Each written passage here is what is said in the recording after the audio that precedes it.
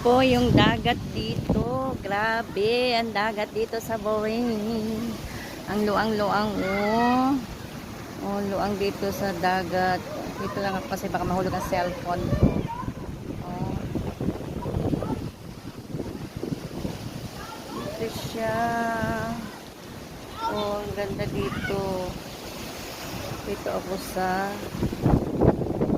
taas ng cottage. Oh, di ba? Oh. Bana tayo, baka tayo mahulog. Ang lakas ng hangin. Ang cellphone mahulog. Diyos ko, sayang.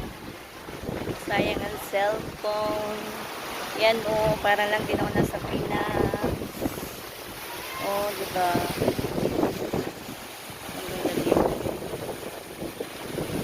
Dito sa Bowen Beach.